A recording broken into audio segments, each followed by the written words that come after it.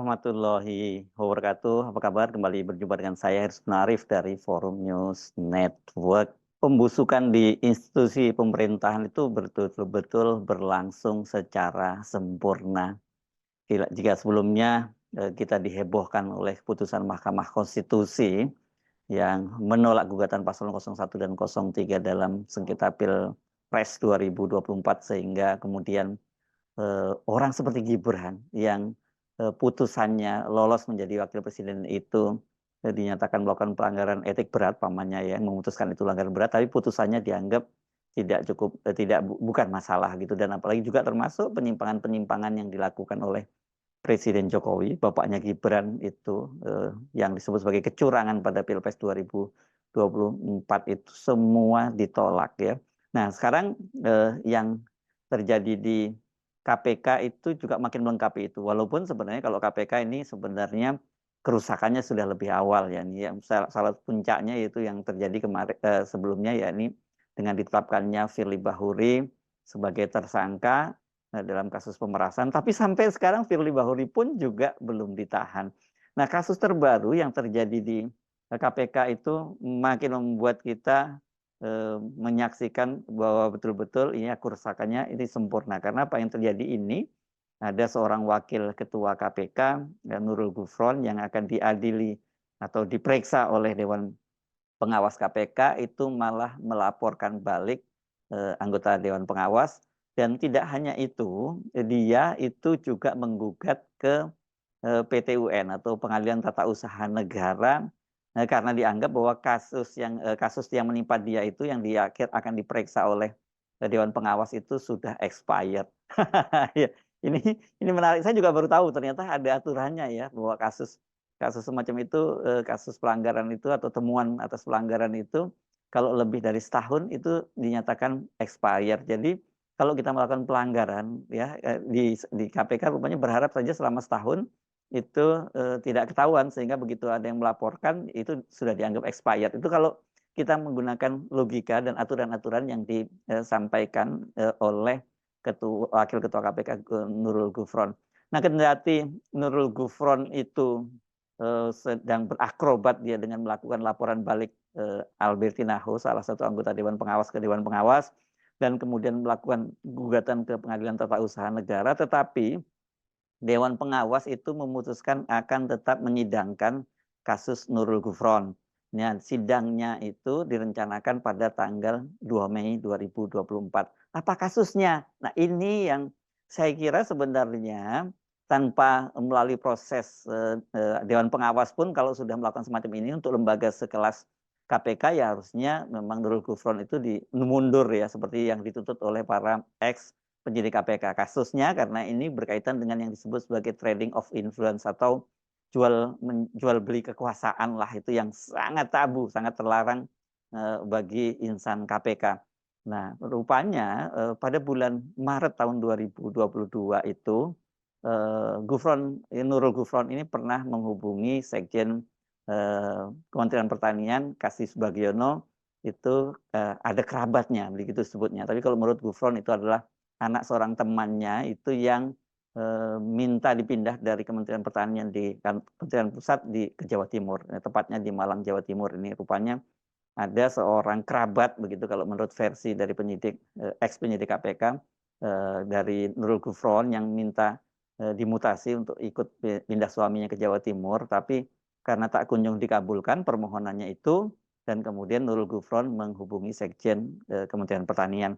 Dan alasannya Gufron sebenarnya dia bukan minta dibantu, tapi dia hanya meneruskan adanya informasi karena ada seorang pegawai di Kementerian Pertanian yang minta dimutasi ke Jawa Timur, ke Malang, Jawa Timur, tapi kelihatannya dipersulit begitu sehingga kemudian dia menelpon Sekjen tadi.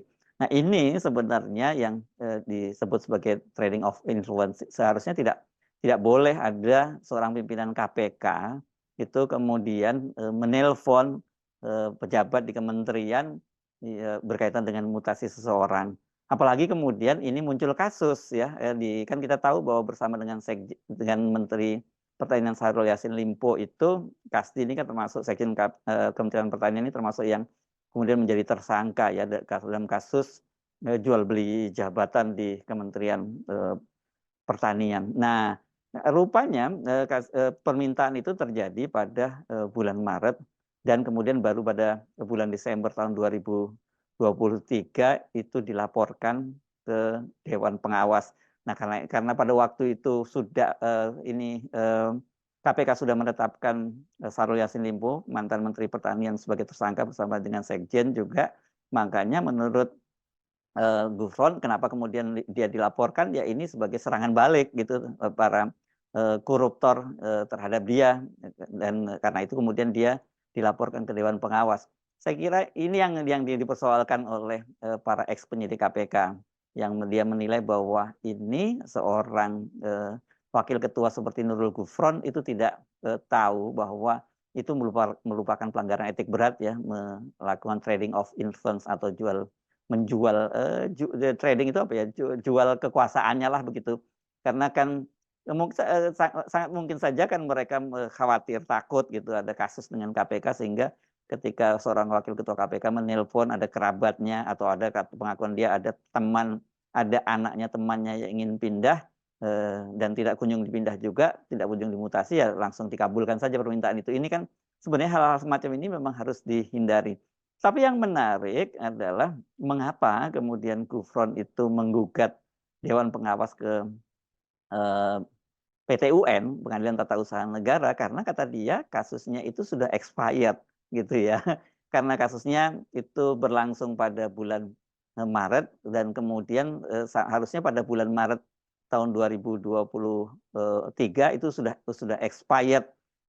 Karena dan sekarang ini kan sudah bulan April tahun 2024. Jadi kata dia ini berdasarkan aturan di KPK itu sudah tidak boleh lagi diperiksa oleh Dewan Pengawas. Gufron kemudian merujuk pada pasal 23 Peraturan Dewan Pengawas KPK nomor 4 tahun 2021.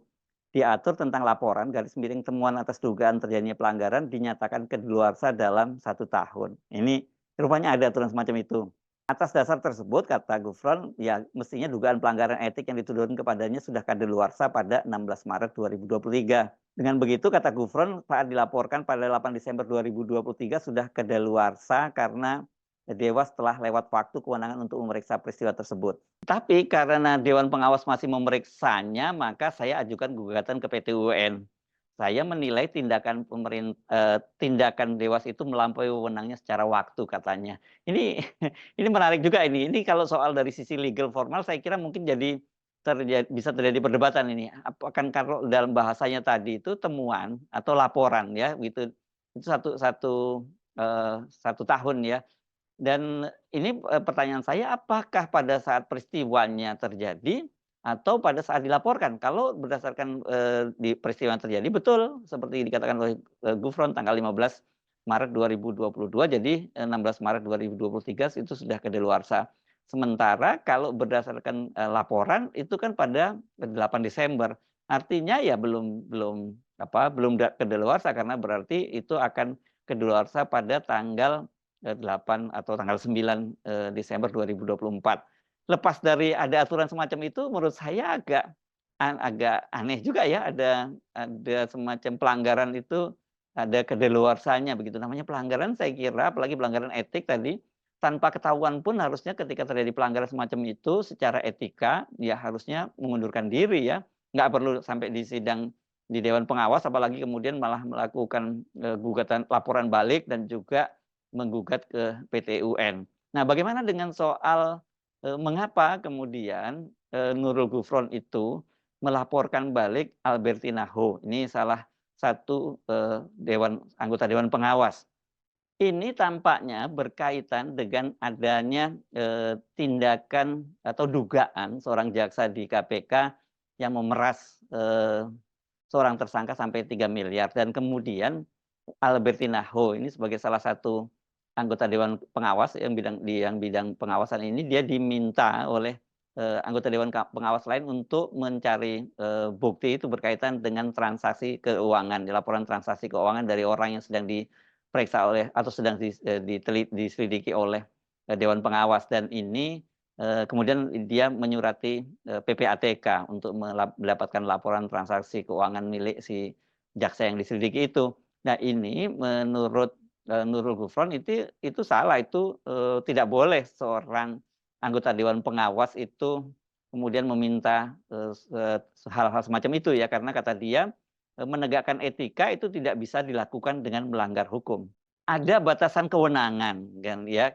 Karena itu ya kata dia kemudian menilai tindakan Albertina ini melanggar kewenangannya dan dia dilaporkan balik ke Dewan Pengawas. Menurut Nurul Gufron, dia tetap melaporkan Albertina Hu walaupun dia tidak terlalu berharap bahwa Dewan Pengawas itu akan menegakkan dugaan perbuatan sewenang-wenang itu. Tetapi kata dia setidaknya agar masyarakat juga bisa memahami, tidak bisa menegakkan etika dengan melanggar hukum dan serampangan tanpa mengindahkan batasan kewenangan. Itu kata Nurul Gufron. Nurul Gufron membeberkan peraturan yang dianggap dilanggar oleh Albertina Hu sebagai Dewan Pengawas KPK. Ya, ini tadi tuh permintaan informasi transaksi keuangan kepada PPATK itu diatur dalam Undang-Undang Nomor 8 Tahun 2010 tentang tindak pidana pencucian uang dalam pasal 44 ayat 1 huruf E menyatakan meneruskan informasi dan garis miring atau hasil analisis kepada instansi peminta baik di dalam maupun di luar negeri. Yang dimaksud dengan instansi peminta tersebut kata Gufron itu menurut Perpres 50 tahun 2011 pasal 36 meliputi instansi penegak hukum, lembaga yang berwenang melakukan pengawasan terhadap pihak pelapor, lembaga yang bertugas memeriksa pengelolaan dan tanggung jawab keuangan negara, dan lembaga lain yang terkait dengan pencegahan dan pemberantasan tindak pidana pencucian uang dan tindak pidana lain terkait dengan tindak pidana pencucian uang dan Financial Intelligence Unit negara lain. Sehingga Dewan Pengawas tidak masuk dalam aturan tadi itu. Nah, lepas dari soal argumen-argumen yang disampaikan oleh Nurul Gufron tadi, ini kan orang juga tidak bisa menafsirkan